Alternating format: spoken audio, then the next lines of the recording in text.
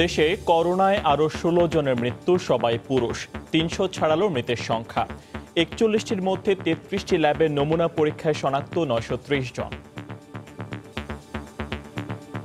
Chronic kidney disease, chronic respiratory disease যাদের আছে তারা যেন জনসমাবেশ, জনসমাগম এগুলো এড়িয়ে চলেন। ঢাকা মেডিকেলে প্লাজমা থেরাপি শুরু। প্রথম দিন প্লাজমা দিলেন কোভিড জয়ী 2 চিকিৎসক। আমার এক প্লাজমা দিয়ে যদি আরো 1-2 মানুষ যদি উপকৃত হয়, ভালো হয়, এটা অবশ্যই আমার জন্য অনেক বড় একটা অ্যাচিভমেন্ট। যে প্লাজমা কালেকশন করছি সেই প্লাজমা দিয়ে আমরা ঢাকা মেডিকেল কলেজ হাসপাতালে যে কোভিড রোগীরা ভর্তি থাকবেন তাদের দেহে আমরা এটি সঞ্চালন করব। দেখছিলেন প্রধান শিরোনাম। রাত 11টার সময় সঙ্গে আছি আমি ফয়সাল মোরশেদ। এবার অন্যান্য শীর্ষ সংবাদ। দৈনিক 10,000-এর বেশি করোনা পরীক্ষার ব্যবস্থা নিচ্ছে সরকার, জানালেন স্বাস্থ্যমন্ত্রী। এই সপ্তাহেই ঢাকায় যুক্ত হচ্ছে আরও 4,000 আইসোলেশন শয্যা। চট্টগ্রাম মেডিকেলে করোনা শনাক্তের নমুনা সংগ্রহ ফল দিতে ধীর গতি। অব্যবস্থাপনার অভিযোগ, বিশেষায়িত না হওয়ায় সংকট, দাবি কর্তৃপক্ষের। করোনায় নগদ 2,500 টাকার সরকারি সহায়তার তালিকায় একই মোবাইল নম্বর একাধিকবার থাকায় 8 লাখ নম্বর বাতিল। পুনরায় হচ্ছে তালিকা, জানালেন ত্রাণ প্রতিমন্ত্রী। ধান কাটায় শ্রমিক পাঠানোর মতো মৌসুমি ফল ক্রেতাদের হাতে পৌঁছে দেওয়ার প্রস্তুতি হচ্ছে অনলাইন প্ল্যাটফর্মও। প্রান্তিক কৃষকের সঙ্গে কৃষিমন্ত্রীর বৈঠক। এবং করোনার ছুটিতে পরিচ্ছন্নতার কাজে শিথিলতায় বেড়েছে মশার উৎপাত। ঢাকা উত্তরে চিরুনি অভিযান শুরু। দক্ষিণের দায়িত্ব নিয়ে তাপস বললেন, নতুন করে শুরু হবে কাজ।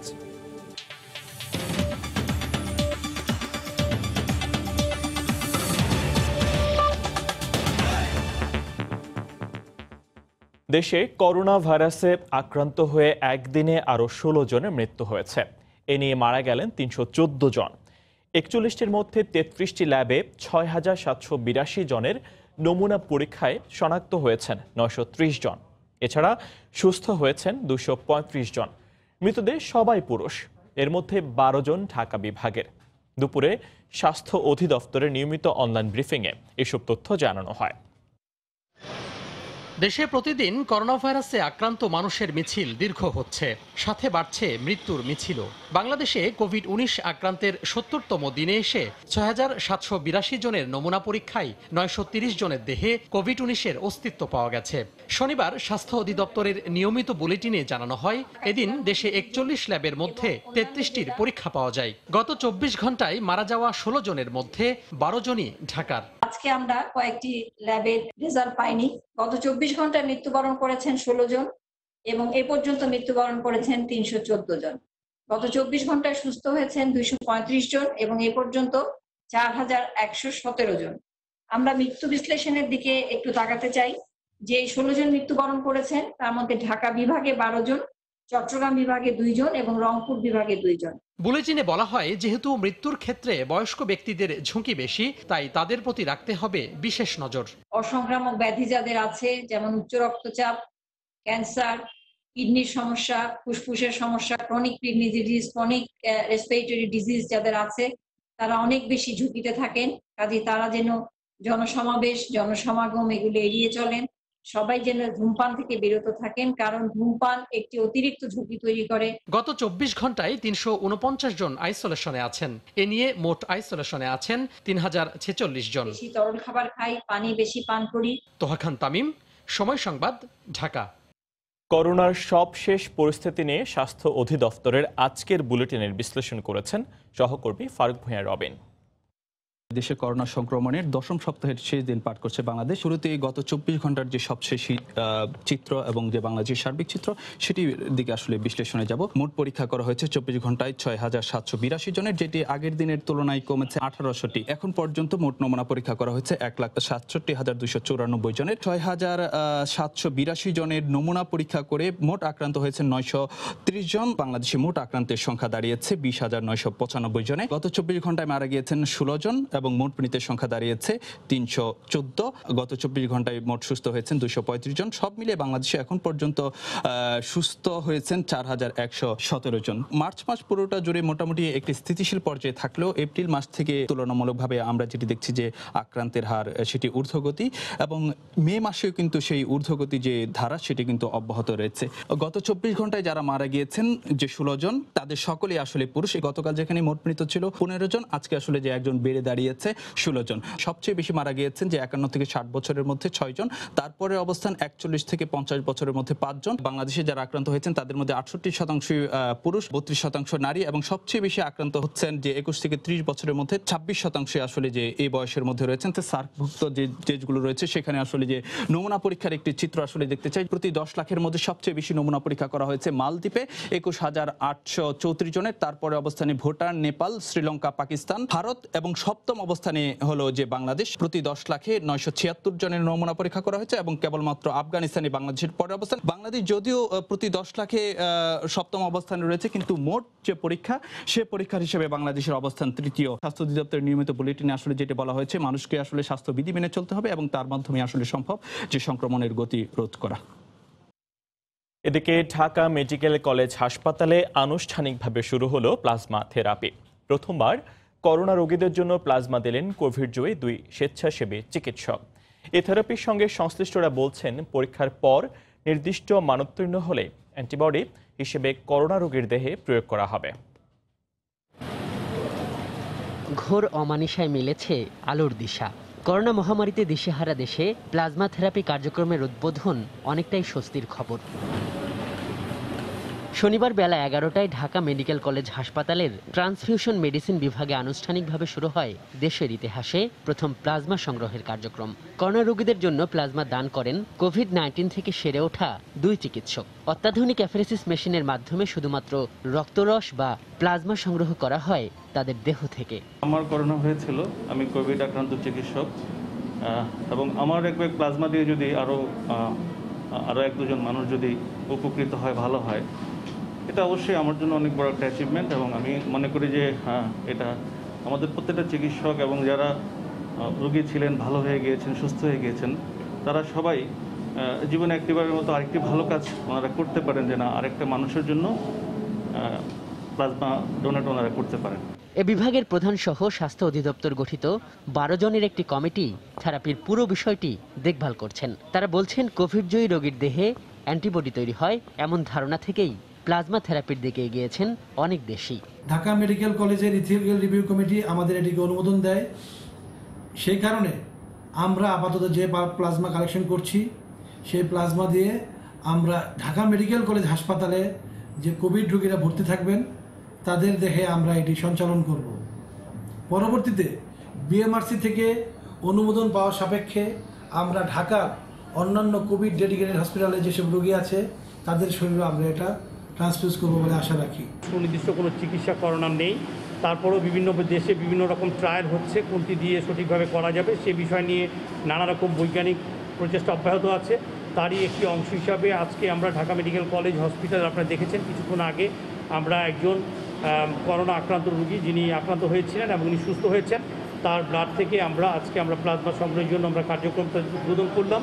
এদিকে এদিন থেকে শুরু হয় হাসপাতালটির মেডিসিন বিভাগে কোভিড সন্দেহভাজন ও অন্য শারীরিক জটিলতা সহ করোনা রোগীদের চিকিৎসা। ফলে এখন থেকে করোনা পজিটিভদের সব ধরনের সার্জারি হবে বার্ন ইউনিটের কোভিড হাসপাতালে। আজহার লিমন, সময় সংবাদ, ঢাকা। করোনায় নগদ 2,500 টাকার সরকারি সহায়তার তালিকায় একই মোবাইল নম্বর একাধিকবার দেয়ায় 8 লাখ নম্বর বাতিল করা হয়েছে বলে জানিয়েছেন ত্রাণ ও দুর্যোগ প্রতিমন্ত্রী ডাক্তার এনামুর রহমান। শিগগিরই নতুন তালিকা করার কথা জানিয়েছেন তিনি। প্রতিমন্ত্রী জানিয়েছেন, একই নম্বর একাধিকবার থাকলেও টাকা একবারের বেশি যাবে না। মহামারী করোনার খাদ্য সংকট মোকাবিলায় গেল মার্চের 24 তারিখ থেকে সরকার দেশব্যাপী ত্রাণ কার্যক্রম শুরু করে। 50 লক্ষ মানুষকে আমরা সাহায্য দেব। প্রথমে বিনামূল্যে খাদ্য সামগ্রী বিতরণ করলেও এ মাসের 14 তারিখ দেশে প্রথমবারের মতো 50 লাখ দরিদ্র পরিবারকে সরাসরি মোবাইল ব্যাংকিং এর মাধ্যমে 2500 টাকা করে অর্থ সহায়তা দেওয়া শুরু করে সরকার।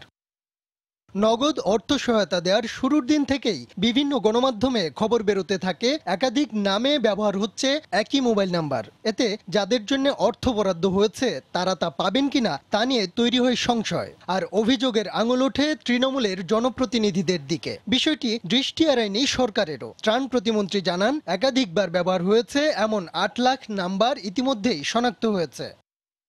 আমরা খবর নিয়েছি, আপনার শুধু একটাই না, প্রায় 50 লক্ষের মধ্যে 16% ডাটায় এই ধরনের সমস্যা আছে। সফটওয়্যারে একটা প্রভিশন আছে যে মোবাইল নাম্বার দিতে হবে।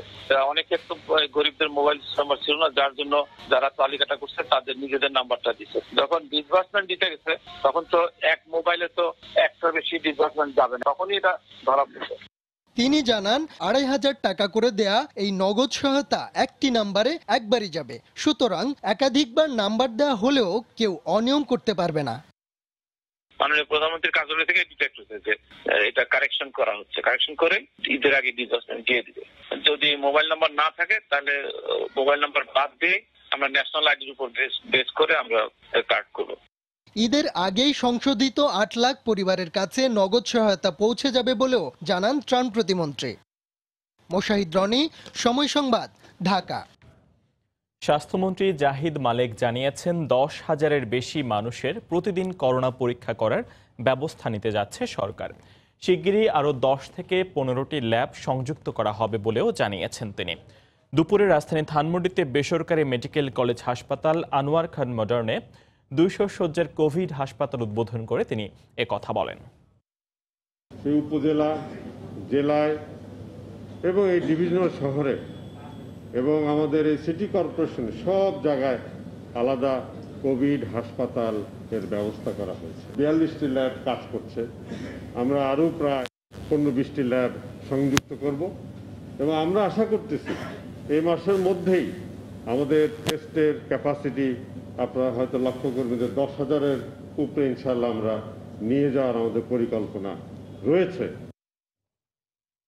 এদিকে করোনা আক্রান্তদের চিকিৎসায় চলতি সপ্তাহে যুক্ত হচ্ছে আরও 4,000 আইসোলেশন শয্যা।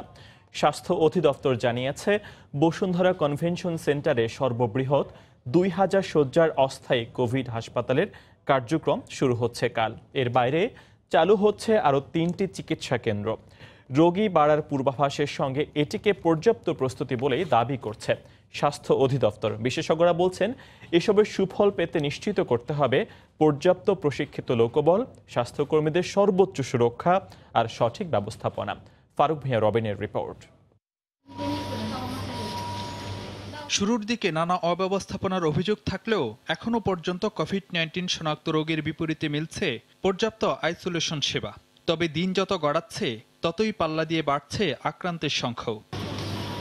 দেশে করোনা ভাইরাসে 20,000-এর বেশি আক্রান্তের 58%ই রাজধানী ঢাকার। তাই রাজধানীতে চলতি মাসেই আরও 4,000 নতুন আইসোলেশন শয্যা চালু করতে যাচ্ছে সরকার। চীনের উহানের আদলে বসুন্ধরা আন্তর্জাতিক কনভেনশন সেন্টারে নির্মিত 2,000 শয্যার অস্থায়ী হাসপাতাল চালু হতে যাচ্ছে রোববার। কোভিড-19 চিকিৎসায় এছাড়াও হলি ফ্যামিলি হাসপাতালে 400 ও ধানমন্ডি আনোয়ার খান মডার্ন হাসপাতালে থাকছে 200 শয্যা। প্রস্তুত হচ্ছে মহাখালীর ডিএনসিসি মার্কেট আইসোলেশন সেন্টারে 1,500 শয্যা। এর বাইরেও ইউনিভার্সাল হাসপাতালে 100 শয্যা সহ আরও কয়েকটি বেসরকারি হাসপাতালের সঙ্গে স্বাস্থ্য অধিদপ্তরের আলোচনা চলছে।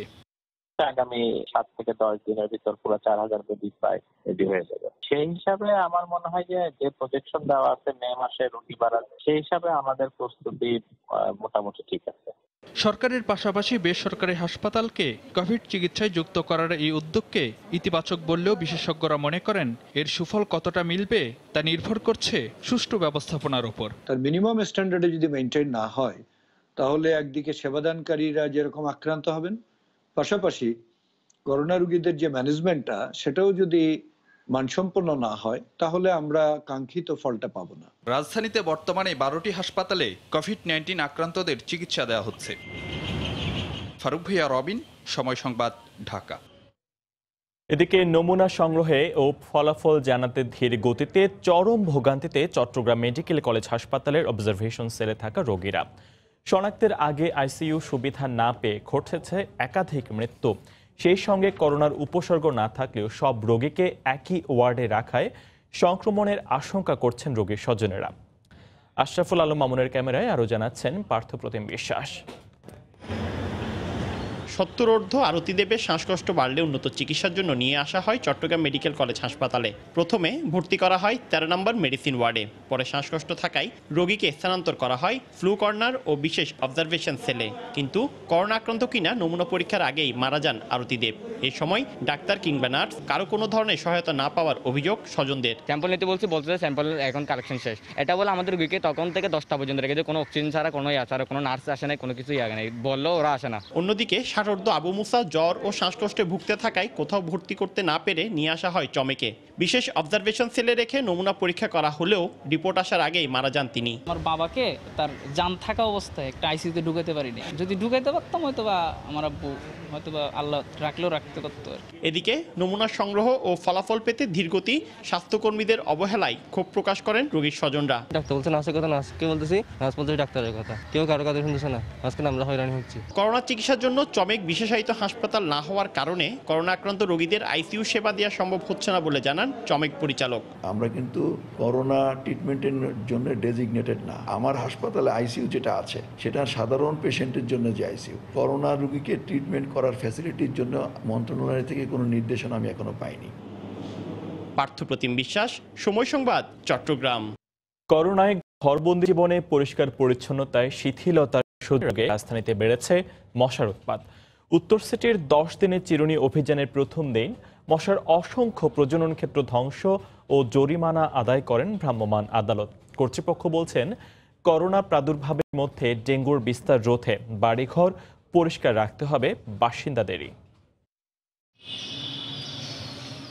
করোনা হটস্পট মিরপুরের পাইকপাড়া এলাকার নির্মাণাধীন ভবনে গড়ে উঠেছে মশার আবাস। শনিবার ঢাকা উত্তরে 5টি একযোগে শুরু হয় এডিস বিরোধী বিশেষ চিরুনি অভিযানে আবাসিক ভবনের আশপাশের পরিত্যক্ত জায়গায় খোঁজ মেলে মশার উর্বর প্রজনন ক্ষেত্র। সিটি কর্পোরেশনের পক্ষ থেকে একাধিক সতর্ক করা হলেও বাসিন্দারা দুষলেন করোনার ঘরবন্দি জীবনকে। পরিবেশটা আসলে কাদের কাছে বলবো, যাদের কাছে বলবো তারা তো আসলে এই সিস্টেমে কেউ তো আর বাইরে বেরোচ্ছে। আমি তো আজ 15-20 দিন ঘরের মধ্যেই ডক্টর সর্বত্রই প্রায় আশেপাশে সব জায়গায় মানুষ ঘর থেকে বেরো হয় নাই, আর এই জঙ্গলগুলি তাদের চোখ এড়িয়ে গেছে। এখন এই জঙ্গল সাদা পানি, পরিচ্ছন্ন পরিষ্কার পানি যেন কোথাও নাও থাকে, আমরা তার ব্যবস্থা করছি। আমি এই বাড়িটাতে এর আগেও একবার আসছিলাম 10-15 দিন আগে, তখনও কিন্তু একই অবস্থা দেখে গেছি। এখন আবার আসলাম, কিন্তু আমার কাছে মনে হচ্ছে যে তাদের কোনো পরিবর্তন হয়েছে বলে আমার কাছে মনে হচ্ছে না। নির্বাহী ম্যাজিস্ট্রেট ও স্বাস্থ্য কর্মকর্তার নেতৃত্বে পরিচালিত অভিযানে মশার প্রজনন ক্ষেত্র ধ্বংসের পাশাপাশি সতর্ক করা হয় বাসিন্দাদের। করোনা থেকে যেরকম সচেতন থাকতে হবে, ডেঙ্গু থেকে সচেতন থাকতে হবে। ডেঙ্গু থেকে সচেতন থাকার প্রথম হাতিয়ার হচ্ছে আপনার নিজের ঘর পরিষ্কার রাখা। নিজের ঘর, নিজের আঙিনা পরিষ্কার রাখলে, কারণ আমরা জানি এই এডিস মশা 400 মিটারে বেশি যেতে পারে না। তার মানে কি আপনার 400 মিটার পরিষ্কার থাকলে আপনি মোটামুটি সেফ থাকছেন। উত্তর সিটিতে একযোগে চলছে ভ্রাম্যমাণ আদালতের বিশেষ অভিযানও, যা শুরু হয় গত 10 মে। রাশেদ বাপ্পি, সময় সংবাদ, ঢাকা। দুর্নীতি ও গদ বাধা নিয়মের কারণে মশা মারার কার্যক্রম বারবার ব্যর্থ হয়েছে। এবার বিশ্বের সফল দেশগুলোর অভিজ্ঞতা কাজে লাগিয়ে নতুন করে কাজ শুরু করা হবে বলে জানিয়েছেন ঢাকা দক্ষিণ সিটি কর্পোরেশনের নবনির্বাচিত মেয়র ব্যারিস্টার শেখ ফজলে নূর তাপস। দুপুরে মেয়র পদে দায়িত্ব গ্রহণ পরবর্তী অনলাইন ব্রিফিংয়ে তিনি একথা বলেন। মশক নিধনের আপনারা জানেন যে চিরাচরিত যেভাবে কার্যক্রম, গদ বাঁধা যে কার্যক্রম আগে হয়েছে, তাতে আমরা কোনো ঢাকাবাসী কোনো সুফল পাই। সুতরাং এটা পুরোটাই ঢেলে সাজাতে হবে। অন্যান্য দেশে যেখানে তারা সফল হয়েছে, সেখানে তারা যেভাবে কার্যক্রম নিয়েছে, আমরা সেগুলো আমরা গ্রহণ করব। দুর্নীতির কারণে আমরা অনেকাংশে সফলতা পাই না, তো সেখানে অবশ্যই দুর্নীতিকে রোধ করার জন্য প্রথমেই আমাদেরকে কার্যক্রম হাতে নিতে হবে। ত্রাণবিহীন করবে দলীয় পরিচয় হলেও রেহাই পাবে না বলে মন্তব্য করেছেন আওয়ামী লীগ সাধারণ সম্পাদক ওবায়দুল কাদের। সকালে রাজধানীর বঙ্গবন্ধু এভিনিউয়ে দলীয় কার্যালয়ে ভিডিও কনফারেন্সের মাধ্যমে ঢাকা মহানগর দক্ষিণ আওয়ামী লীগের ত্রাণ বিতরণ কার্যক্রম উদ্বোধন করে এই মন্তব্য করেন তিনি। তালিকা প্রণয়ন তথা প্রণোদনা কার্যক্রমের কোনরূপ অনিয়ম সরকার বরদাস্ত করবে না। ত্রাণ কার্যক্রমে স্বচ্ছতা সরকারের অগ্রাধিকার, অঙ্গীকার। এই যেই অনিয়ম করবে, দলীয় পরিচয়ের কেউ হলেও ছাড় দেওয়া হবে না। অনেক বয়স্ক অসহায় ব্যক্তি আছে, খুঁজে খুঁজে এদের তালিকা তৈরি করে ঈদের আগে এদের জন্য ত্রাণ সাহায্যের ব্যবস্থা করবেন। বাণিজ্য নয়, সেবার মানসিকতা নিয়ে জনগণের পাশে দাঁড়াতে বেসরকারি হাসপাতালগুলোর প্রতি আহ্বান জানিয়েছেন তথ্যমন্ত্রী ডক্টর হাসান মাহমুদ। সকালে রাজধানীর মিন্টো রোডে তার সরকারি বাসভবন থেকে ভিডিও বার্তায় এই আহ্বান জানান তিনি। প্রাইভেট হাসপাতালগুলো করোনা রোগীদের চিকিৎসা সেবা দেওয়ার ক্ষেত্রে যেভাবে এগিয়ে আসা প্রয়োজন ছিল সেভাবে আসেনি, এবং অনেকগুলো হাসপাতাল তারা নিজেরাই অনেকটা বন্ধ করে রেখেছে। বেসরকারি হাসপাতালগুলো তাদের সেবার মানসিকতা নিয়ে জনগণের সেবায় এগিয়ে আসবেন, বাণিজ্যের মানসিকতাটা পরিত্যাগ করবেন। চট্টগ্রামে দ্বিতীয়বারের মতো বসল সেনাবাহিনীর 1 মিনিটের বাজার। নগরের আগ্রাবাদ এলাকায় 1200 মানুষকে দেয়া হয় চাল, আলুসহ সবজি সহায়তা। ঈদকে সামনে রেখে দুদিনের ঈদ বাজার বসানোর পরিকল্পনা করছে সেনাবাহিনী। আরও জানাচ্ছেন কমল দে। 70 সকিনা খাতুনের হুইল চেয়ার টেনে নিয়ে চলছেন সেনা সদস্যরা। এভাবে করোনা ভাইরাস সংক্রমণ ঠেকাতে গিয়ে বিপর্যস্ত হয়ে পড়া মানুষদের নানাভাবে সহযোগিতা করে যাচ্ছে সেনাবাহিনী। এরই অংশ হিসেবে শনিবার সকালে নগরীর আগ্রাবাদ এলাকার 1200 মানুষকে দেওয়া হয় চাল সহ সবজি সহযোগিতা। আমরা 1 মিনিটের ঈদ বাজার সেবা চালু করব। একটা দরিদ্র পরিবার ঈদের দিন সকালবেলা বাবা মা নতুন জামা কাপড় পরে বাচ্চাদেরকে নিয়ে ভালোভাবে একটা উন্নত মানের খাবার যাতে তারা পরিবারের সাথে খেতে পারে। আগে শুধু সাধারণ মানুষদের ত্রাণ সহায়তা হিসেবে চাল দেওয়া হতো, কিন্তু এখন চালের পাশাপাশি আলু, লতি, ঢেঁড়স, করলাও দেওয়া হচ্ছে।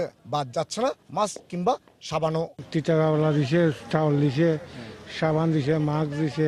দুঃসময় এখন আমাদের চলার অনেক কষ্ট, এই সময়টা পাই আমরা অনেক খুশি হয়েছি। কর্মহীন হয়ে পড়া অসহায় মানুষদের আগেই ডাটাবেস তৈরি করে সেনাবাহিনীর এই ইউনিট। শহরের বিভিন্ন দূরবর্তী প্রান্তিক চাষিদের কাছ থেকে আমরা এই বাজারসমূহ ন্যায্য মূল্যে সংগ্রহ করছি।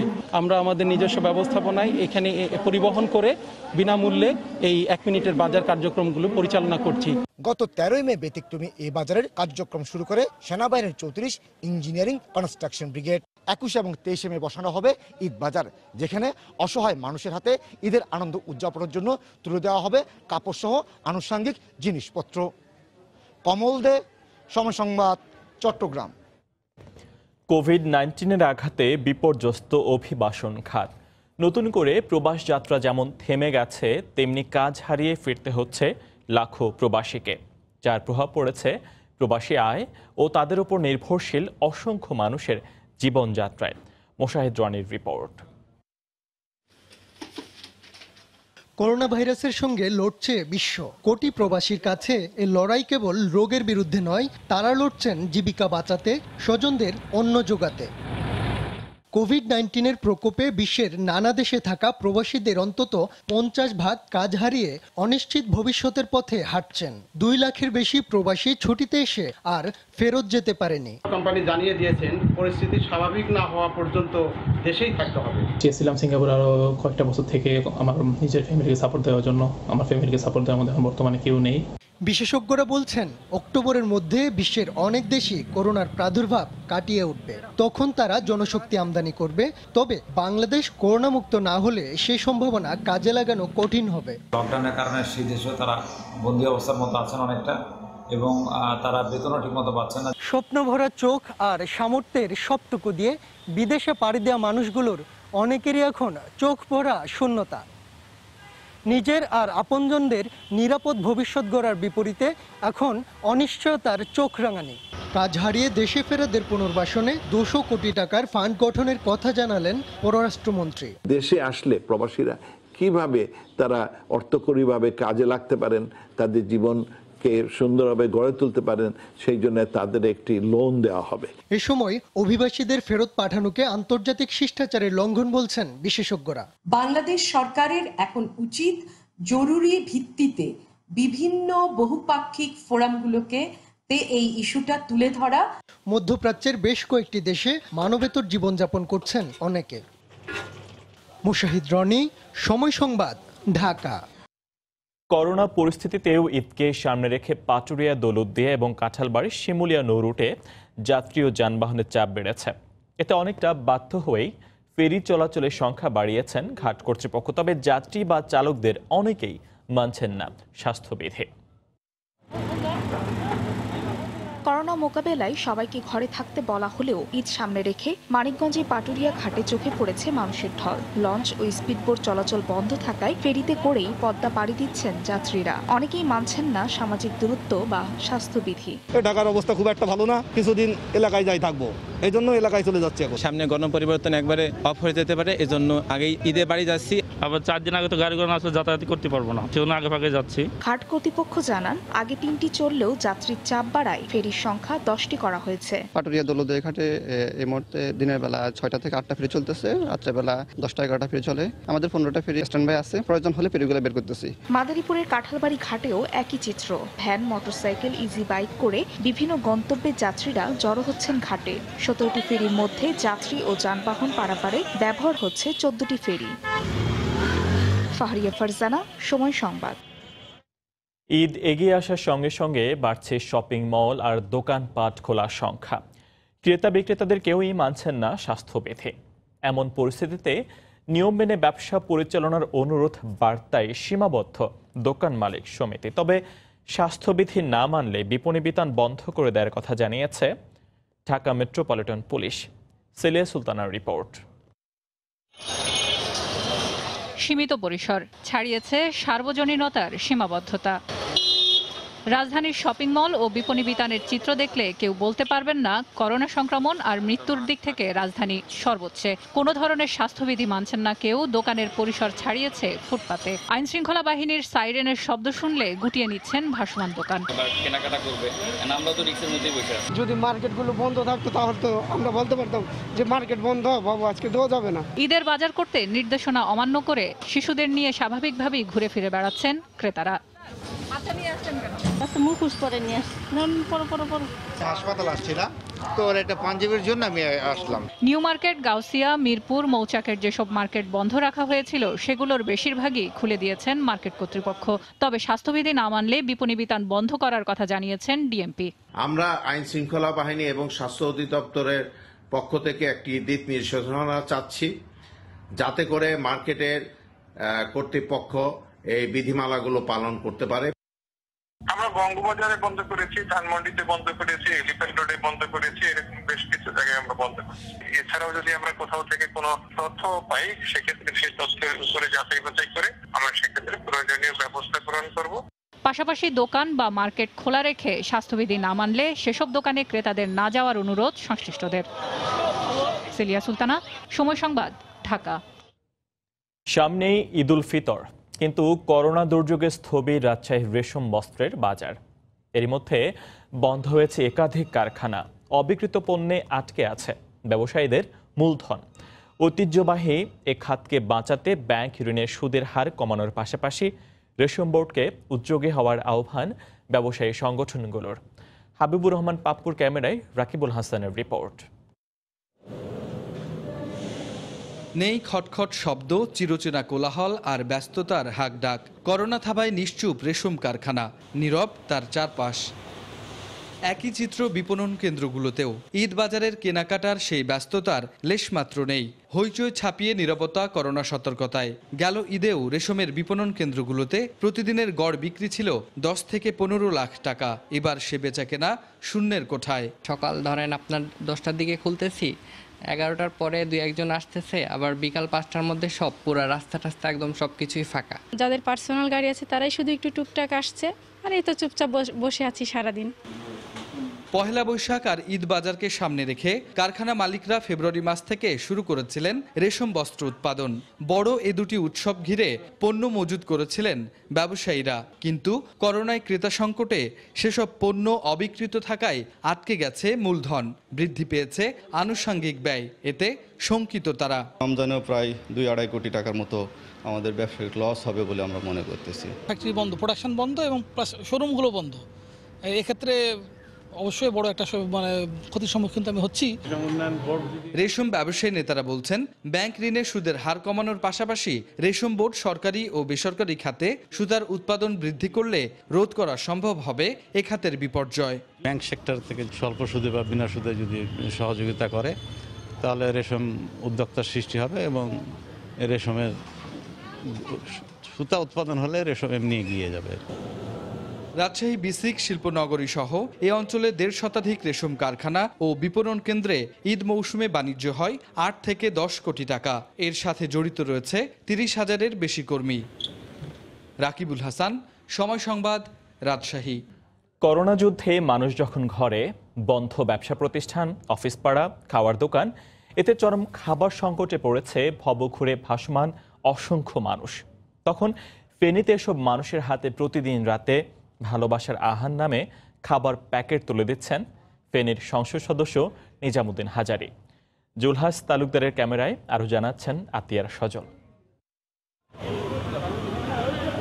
নাম পরিচয়হীন ষাটোর্ধ্ব মানসিক অপ্রকৃতস্থ এই মানুষটির ঠিকানা ফেনী শহরের ফুটপাত। করোনা দুর্যোগে হোটেল বন্ধ থাকায় এমন মানসিক ভারসাম্যহীন, দৃষ্টি, বাক ও শারীরিক প্রতিবন্ধী সহ ভবঘুরে মানুষ খাবার সংকটে পড়ে অনাহারে দিন কাটছিল। বিষয়টি নজরে এলে গত 28 এপ্রিল থেকে এসব মানুষের মুখে খাবার তুলে দিতে শুরু করেন ফেনীর সংসদ সদস্য নিজামুদ্দিন হাজারী। প্রতি রাতে ভালোবাসার আহার নামে ভাত, মাংস, ডিম আর 1 বোতল পানির প্যাকেট নিয়মিত তাদের হাতে পৌঁছে দেওয়া হচ্ছে ফেনী পৌরসভার মেয়র আলাউদ্দিনের তত্ত্বাবধানে। আর খাবার পৌঁছে দেওয়ার দায়িত্ব নিয়েছে ফেনীর স্বেচ্ছাসেবী ও সামাজিক সংগঠন সহায় এর কর্মীরা। মানুষের সাহায্যের টাকা দিয়ে আমি ইফতারি কিনি, ইফতারি খাওয়ার পরে আমার আর ভাত খাওয়ার প্রয়োজন হয় না, আর এটা দিয়ে আমি সেরি খাই। আমরা আল্লাহর রহমতে খাইতেছি পাইতেছি, নইলে আমার খানার কোনো রাত্রেবেলা উপায় নাই। করোনার এই ক্রান্তি লগ্নে এমন একটি মানবিক কাজে অংশ নিয়ে গর্বিত সহায় নামক ফেনীর মানবিক সংগঠনের এই কর্মী। এই ধরনের একটা মানবিক কাজে সম্পৃক্ত হতে পেরে আমরা সহায় সংগঠনের ভলেন্টিয়ার আমরা খুব আনন্দিত। ভবিষ্যতে আমরা এই ধরনের কার্যক্রম অব্যাহত রাখবো। এই খাবার পরিবেশন করোনা পরিস্থিতি স্বাভাবিক না হওয়া পর্যন্ত চলবে বলে জানালেন ফেনীর সংসদ সদস্য নিজামুদ্দিন হাজারী। রান্না করা